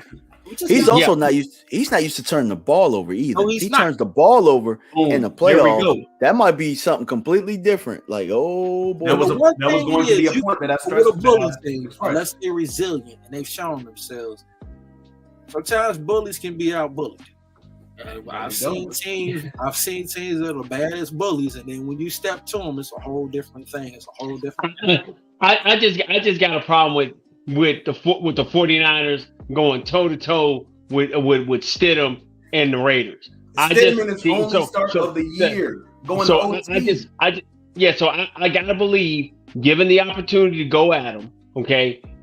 I just trust him that he's gonna score points. So if he's scoring, and like you said, John, perfectly, if we score points and they gotta score points, or we score and they don't, and we keep putting it to the point that they gotta stop running, and he gotta drop back. Take him out of the comfort level. Yeah, you take him out of what's comfortable. You get it a 2-point, get a 2-score, 3-score game, and then he got to throw it, and I think that's what we beat. Pressure on it. Going back with DMV, sometimes it's just an individual matchup. You got to figure out what you want to exploit, and force them to do things that they don't. That they don't want to do. Exactly. Let's just say if Tyler has a great game and he nullifies both. I'm not saying he will, but if he does, then that's a completely different thing now. If that offensive line, because I agree, without Shaq yesterday, I did want to see that because I just wanted to see how they handle a line that can give them problems. So, like I said, we'll see what's going to happen. No doubt. Kind of addressing the elephant in the room, though. Losing 3 to 4 points with Brett Maher could be a factor, though. How do you address that? Do you just go for 2 every time, or what do you do to address that? No, you just got to make the damn kicks, bro. At the end of the day, he deserves a shot at redemption. All right. If he missed the first one, all right, we might. All right. We're going for 2 from now on. But he's been solid for us all year, and like I pointed out before, everybody on the roster has had a bad game throughout the year. And the team stepped up and they bailed him out. And I'm sure he's thankful. I'm sure he's kicking extra. He's working with the holder. He deserves the opportunity to go out here and go ahead. No, keep going. You're right. Without question. Yeah, he deserves the opportunity to at least try. You know what I'm saying? And one thing we ain't talking about is his last kick did go through. So maybe that's all you needed to see. 3-point shooters, man, you can be off and then you see that one thing go in and then you back to you back to business. So back doing what you want to do. Yep. I'm all about, just sending positive vibes and energy. He's always had a big leg. But when he was here before, he could hit it from 50, but he couldn't hit the short ones. So I just think he comes back, man, locks in, understands his value. He's got his team support. And that just goes back to Money Mike and how he carries things, man. I just love the way he is, silenced all the noise on the outside, doing the baby pictures of the guys who have been there since the last win 30 years ago, and just showing you, hey, we are different. We are on this journey together, and we're going to get this done. So I think my heart's going to be fine. I'll be calling kickers, and I would bring in another kicker. I can't wait. That's just me. If this is the regular season, he can get all the redemption he wants. If yesterday, just say that came down to 5 points or a 3-point game and we lost, they'd have drove him out of the city. I would fear for his life. Yeah, if it would have came down to a kick, I would fear for Maher's life. Bro, I would have cut him out the game. I ain't lying. And I'm usually somebody that rides. That was just disturbing to me how it just got worse. Yeah. I know he hit one at the end, but it was just more like, oh, it's a relief. It's like, dude, it's an extra point. For him to miss 4, that's it. I can't. That's pressure. I can't do that. I'm on the line. I'm bringing a kicker in, but they're not going to do that.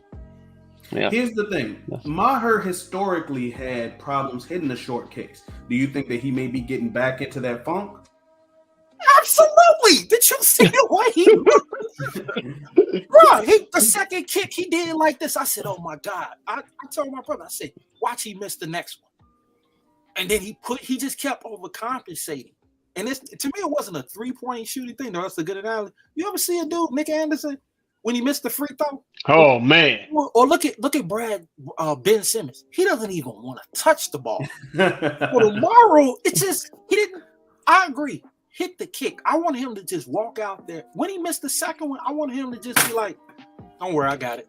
He didn't. That's a mental thing. And for him to just the way he did it, I couldn't risk that. That's just me. Well, I just, I mean, like DMV said, his last kick, he knocked it through. And I definitely think he's I'm sorry, fellas. I don't be like, oh, no, I'm torn. I am torn. I'm not.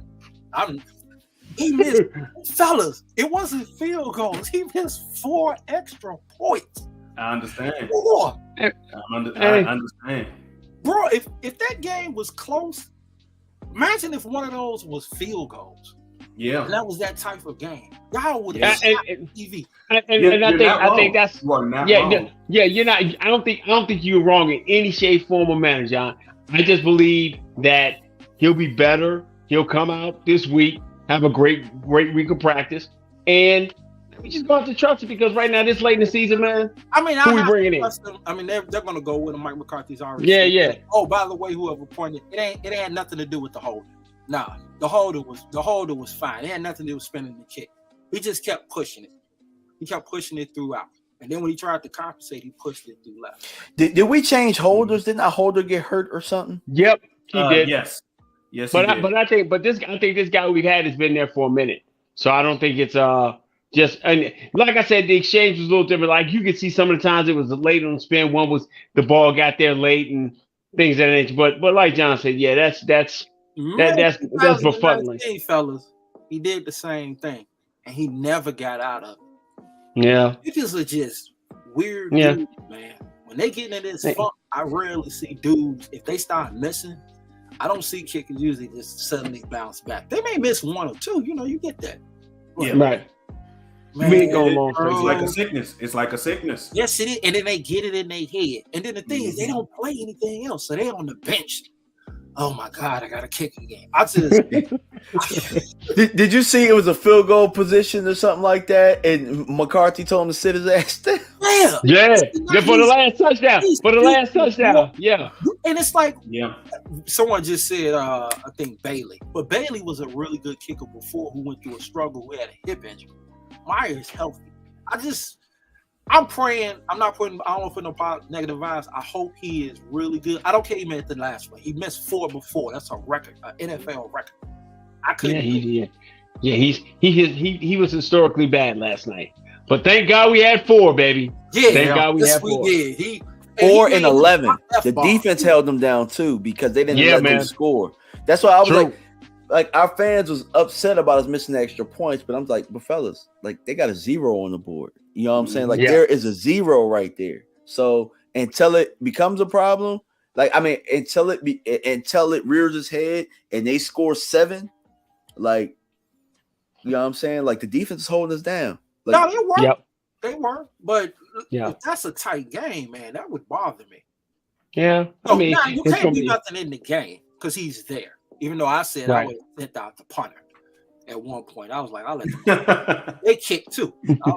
He was just really bad, man. But I don't want to. He was tough. Like, I hope he gets He was tough, everything man. well and he comes in and he does a good job. Mm-hmm. Man, I think if he misses that first one in San Fran, I just go for 2 for the whole rest of the game. shit, I'm going for it anyway. I ain't kicking no. You already Yep. know that. You know what? Knowing how McCarthy is, I think he'll stay with him because he did it yesterday. He tried to get Yep. him out. He tried Different to game. Different Well, game. I agree. That's why I said, if you It's guys more about the feel- confidence that I have in Dak right now, or the offense, and The depending offense. on how to. Like yesterday, I was like, go for it. Like, what are we doing? We ain't kicking no damn field goal. Go for it. Yeah. Yeah, that's true. That's true. So I can see that happening. Let's see. I do kind of want to like talk about Brock Purdy a little bit. I don't think that Brock Purdy has faced any sort of pressure in the same atmosphere as what we can provide. Washington was probably the closest thing, but I don't think that their defensive line is where it can be just yet, just because Chase Young isn't in prime health yet.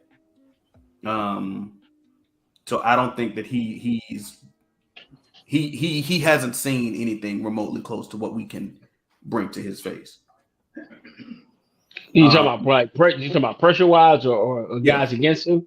Pressure wise. San Fran Yeah. got a hell of offensive line, though, man. They got They a great, the offensive line is amazing, man. As much as I think he works inside of that system. What Shanahan has done with these quarterbacks from Garoppolo to Purdy, and I think the guy who wants to see Purdy have a terrible game is Trey Lance, because he's like, man, I'm never gonna get a chance to play here, man. But the way it looks, Purdy is showing you that if you stay inside the system, it's going to be okay. The system has got to be based on you exploiting their weaknesses in their offensive line.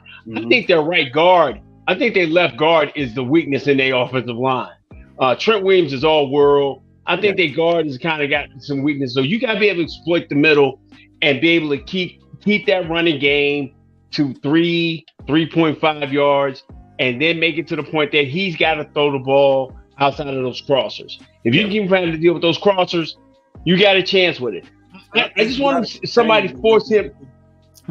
He breaks out of play sometimes, and So he's able to contain. You was about to say it, Chris. Force him where? Force him where? Force him to throw the ball downfield. All I watched him throw the other day with crossers. He was throwing crossers all day against San Francisco. I found the weakness, guys, and remember, on this very show last week, I told y'all what we should do defensively. Now, I saw Seattle flirting with it a little bit. Brock Purdy can't throw going to his left. Everything's right. Everything's going right. Did you see when they forced him to his left a couple times and he threw the ball away and it looked like the same throwaway 3 times in a row? He can't throw going to his left. Right. So you force him left. That's what I'm doing in passing situation. I'm forcing them left. Mm-hmm. So in passing situations, you're moving Micah to the right side to come with him and D-Law on that side and force him that way. Well, here's the thing. More than likely, Trent Williams is going to hold down whoever that guy is anyway. So, yeah, more than likely, that's how I'm doing it. Or up the middle, forcing them to the left. Forcing them to the left. Okay. You know what I'm saying? Okay. Micah as a linebacker. Yep. Well, and the thing is, you don't show off your tendencies too much by putting everybody on one side. Them guys just got to win their battles when we get to it. Yeah. Or we stunt to where, you know what I'm saying? So, but like you said, to your point, he knows his stunts. But Brock Purdy has limitations, and Kyle is playing them perfectly. You know what I'm saying? Like, because there's a reason he's Mr. Irrelevant. I really think it is. Remember with Romo, it was if you just stay in the shell, you can let him run around. He's going to throw you the football for the most part. True. This is a young cat. Yeah. There were opportunities for Seattle. Right. He does not have the strongest arm.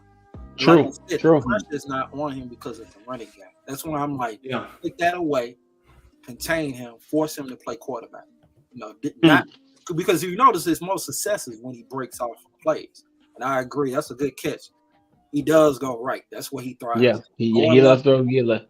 Yeah, he'll go right. Also, there's a reason why you drop. It's because of your limitations, and he has. Mm-hmm. He does do that. One thing I did kind of notice when I was watching film on San Fran earlier in the year, and then after Thanksgiving, Trent Williams in DMV. You mentioned best. Well, I'll even say best left tackle in the NFL. Yeah, he's the best. Yeah, he's the best. He has had a habit all year. Well, throughout most of the year, and it's like when guys kind of like picked up on it, he stopped, but then he like picked up the habit again of tipping off run and pass plays.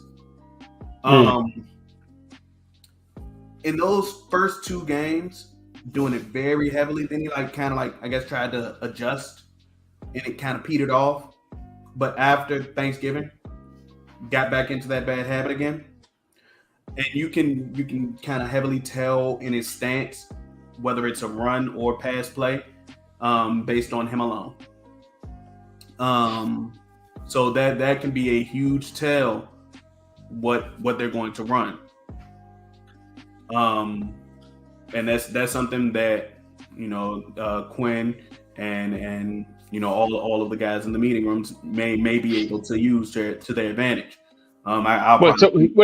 He's kind of got like a rocket motion. I kind of noticed that last year. I think he was doing that last year. I think he has like a little rocket motion that he does. That's like a false start that they don't call. And you got pre-snap stance. Yeah, his pre-snap stance it kicks from that. And you can tell with that as well. But the thing about it is if they're not calling it on a regular basis, it doesn't matter. You just got to kind of work around that. I just believe whomever you put over there, I'm not giving them a heavy dose of grab Micah like that all night. I'm being honest with you. I'm gonna let Dorrance and I'm gonna let Sam Williams go over there and fight that fist fight. But what DMV said it is true, man. Force him to do what's uncomfortable.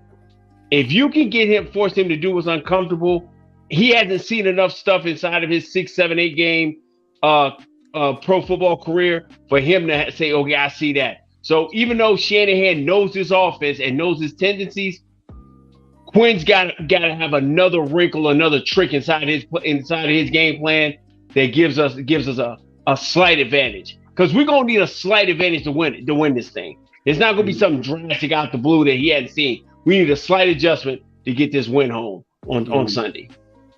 Absolutely. Do you think that they consider dropping Micah back in linebacker more often as opposed to what they did this week? Or do you think they set him on the edge more often as opposed to this week? I think you got to put him at backer because if you think about it, even last year with them playing bully ball on us, we still kind of figured them out in the second half of that game. And Jimmy Garoppolo didn't play a perfect game as far as the quarterback goes. I think, like I said, we keep this thing close.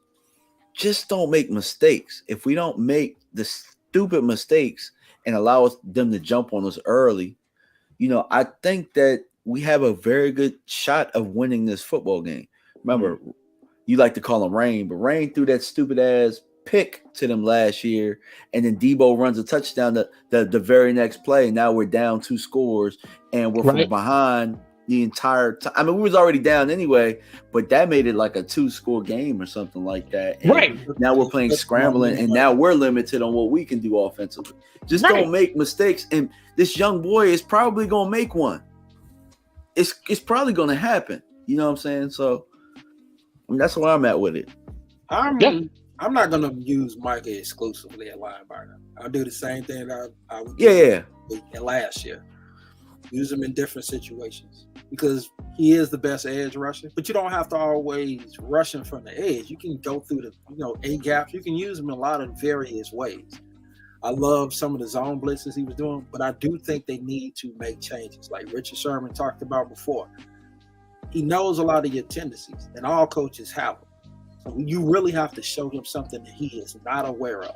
Right, he hadn't seen. Everyone has tendencies by this end of the year. And here's another thing. Sometimes a team, you know what somebody running. That don't mean you can stop it. Because we know they're going to run the football. We know this. No one's been able to stop it. So I agree. Gap discipline. When you do your stunts, be very careful and coordinate. Just do your job. Everybody do their job and be on point. They should be fine. That's it. Chris, what you got?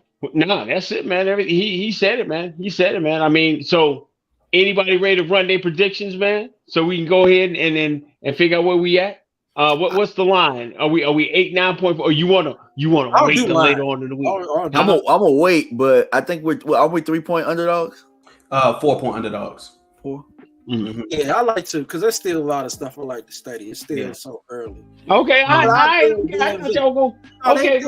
Now, one thing that I will say is I think that Bland has a good chance of covering Ayuk just because Ayuk's hands are a little funny sometimes.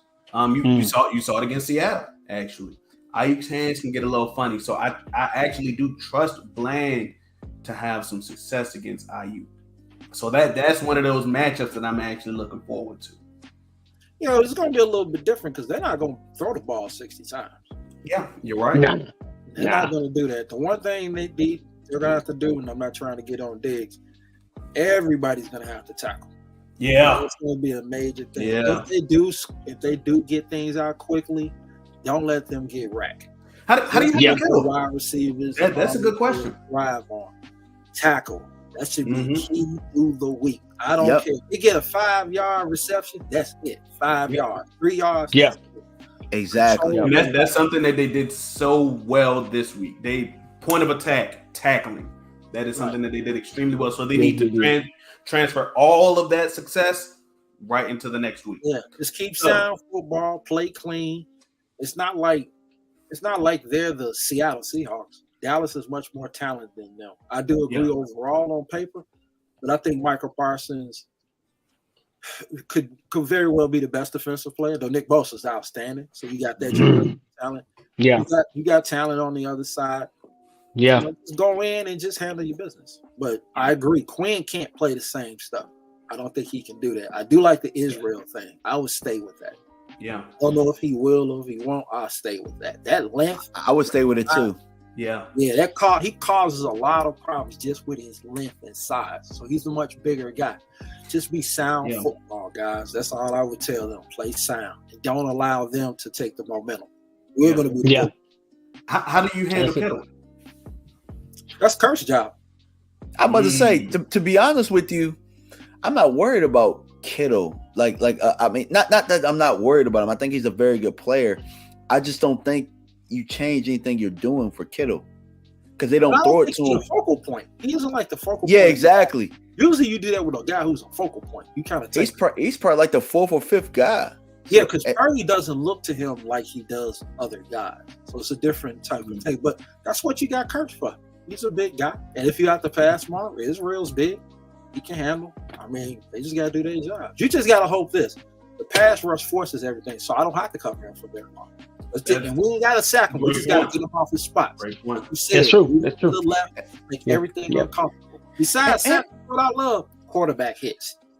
I just like And- quarterback. Pressure. And I'm gonna ask this question. Just hitting them. Mhm. Are y'all seeing Purdy just, them beating guys off the line and he just laying it out there for them guys? No, Like, no, dude. I mean, everything. That's Like what I'm I saying. said, they talk about his accuracy and all these different things, but I'm saying they scheme people open. You see them scheme guys in situations where when you saw that Seattle game, you watched them running crossers. You were seeing drags underneath. Debo catching a drag, catching it, and getting upfield and running, and somebody running with their back. And then once he turns upfield, he's running like that. Nobody's But you know turning the around and one thing, tackling. though, unlike Jimmy, I have to give him. He does process a little faster. He gets the ball out quicker. He doesn't really hold the ball on. Yeah. He know where he going with it. Right. Yeah. That's And if it ain't there, he gonna run around and try and extend Right. it. You know what I'm Trying saying? to extend the play, right. You want to turn guys mortal? The rush. You start Yep, getting that's guys in it. the rush, and they're gonna be looking towards that. They're gonna be like, I don't care what you running out there. I'm kind of looking towards that. Dallas, Yeah, has 'cause some good quarterbacks. They got guys who can do it. Make them Guys. decide, okay, I gotta look at the rush. They did it to Yep. Tom, they did it to Kittles. I mean, they did it to Cousins, and the Vikings have weapons up there. So it's just like Yeah, get him off his spots. that's it. You have to be sound. Gotta be sound, guys. So you neutralize Purdy's comfortness with the rush and pretty much the same kind of sticky running with guys defense we had last week. Because they're So, not yeah. good on, they don't do anything really vertical. They control Nah. Because like you said, he doesn't have the strongest arm to throw it vertical like that. He's not that guy. So Control his freelance, like you said, control it and move it to the left because he doesn't put him in comfort level. And I agree, man. Let Quinn give him coverages that he does not know. Show him things he's never seen, even from Shanahan's standpoint. I mean, Belichick's a different coach, but I used to love when Belichick would go up against rookie quarterback because he was showing they've never seen on film. So just the same thing. Give him some things he's never seen. I hope we get some turnovers. If we can get a couple of those, that would definitely flip. Oh man, if we get a couple turnovers, this might get ugly in a hurry. Hey. I would like for it to get ugly. Yeah. I didn't like that loss last year. It still is a bad taste. Oh, you said that perfect. I think it's like that with everybody. I mean, it did to me. I don't like getting bullied, and I don't like watching our team get bullied. Yeah, That's just I got you. Like, stand up for what's yours. Stand up for Yep. You can go get it. All right. That's it, B? Yeah, I don't think we're doing no score predictions today. We're gonna all right. let the week percolate a little bit more. Let's well, I thought something about that. If you want to talk about who the X factor for the game, if you had to say who's defensive X factor or offensive X factor. All right, I'll start. It's still Curse, man. It's still Curse. So Curse is your defensive X factor. Who's your offensive X factor? Offensive X factor. We did not use Pollard in the way that I and Chris wanted, and many other Cowboys fans wanted us to last season. That really didn't start until this season. So I think that Pollard continues to be the offensive X factor. That's something that Kyle Shanahan did not see last year. Of course, when he watches film on Dallas, that's something that they're going to be watching for. But they ain't got to see that yet. They ain't felt that yet. So I think that Pollard and those tight ends are going to be our X factor. I agree with the Tony Pollard thing. I'm forcing their backers to cover. I'm forcing those backers to cover. Because they don't want to do that. They want to play downhill. They don't want to do that. Last year, that was opportunities with Fred that was wide open. And I was just like, they just didn't take it. He's the guy that changes a lot. He would change a lot of that. Brett Taylor's a great player, though. He is, but as great as he is, ain't no backer gonna cover Tony Pollard. So it's not always about throwing it to him. It's just about clearing that space out. Yes. Those plays within that zone shell is there to be taken. And I need that offensive line to be even better than last week. Seattle did a pretty good job of bootlegging and get behind the backers a little bit and in that zone too. Until they didn't. Yeah, but they limited with a little bit of weapons too. They don't have as much to deploy. So when you don't have more to deploy, you don't threaten the defense. Mm-hmm. But Seattle hung with them until they got that turnover, and then it just got out of control like a grease fire. Yeah. DMV, who's your X factors that you're looking forward to? On offense, CeeDee Lamb. I saw DK Metcalf mano a mano. They lined him up against Ward, and he ate his breakfast. So he was food. He was on food. Yeah. I think CeeDee Lamb could have a very good day if we could protect that quarterback.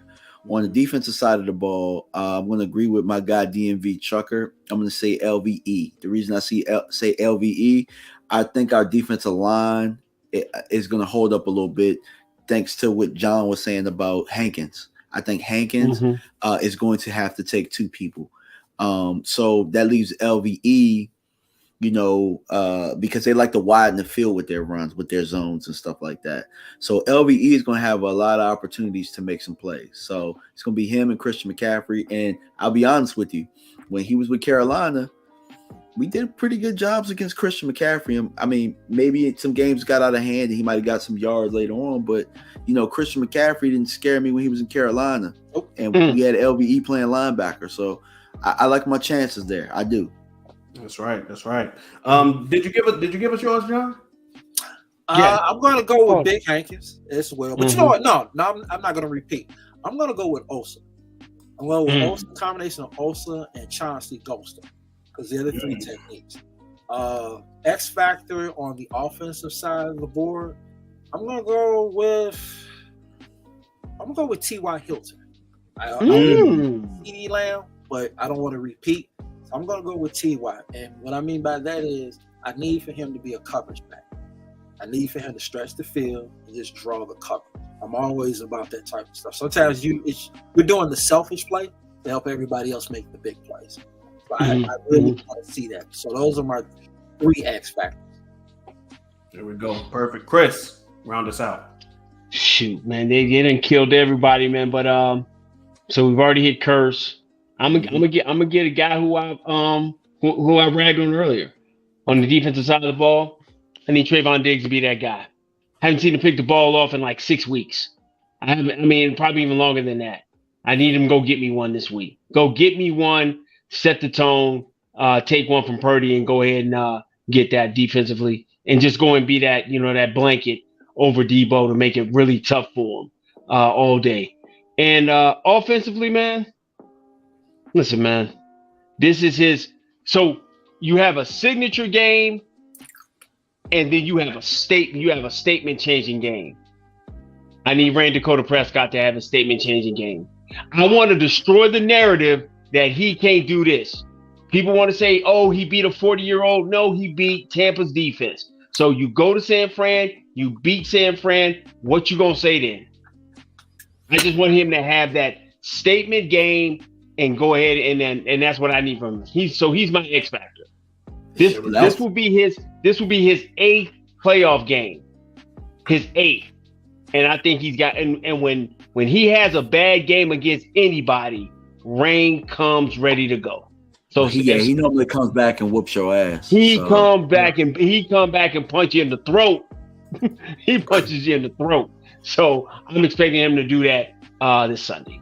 There we go. Last time he played a top 3 defense, we hung 40 on their ass, and we all know who they are. Yeah. Had to throw that gut punch in there. Them birds. Oh, yeah. Right. Mm-hmm. Oh yeah. I mean, he's a really good quarterback. Anybody who wants to say he isn't, it's just foolish. Yeah, man. They just, of course, that's it. It's just foolish. So I think that's a great place to round it off, fellas. I think that we had a lot of great discourse tonight. Made some great points. Talked about that trouncing that we had yesterday. Gave a great primer leading up to the divisional matchup with San Fran. DMV, where can the people find you? You guys can find me on YouTube, DMV Fanatic, as it shows right there. On Twitter, DMV Fanatic1. On Instagram, The Real DMV _Fanatic. Thank you very much, sir. John. Oh, you can find me everywhere. Same initial. J. Herndon at John Herndon Jr. Facebook, Instagram, Twitter. But if you want football content, Twitter. Always Twitter. Just find me on there. I always love to talk about football. Among other sports, really football. There we go. Great. And John didn't give all of the information about himself. He also writes. Oh yeah. I'm a contributor for Fan Sided. Thank you, bro. See, that's why I said you the host. You did the introduction. You did do you justice. I didn't even do myself justice. Yeah, man. Start me at Fan Sided doing that. Man, just the joy that you guys had me back on. It was great, brother. Just to talk ball with y'all. Very knowledgeable. Appreciate it, man. Appreciate it. Always. I always get smarter after I've been on this show. You're a wealth of information, man.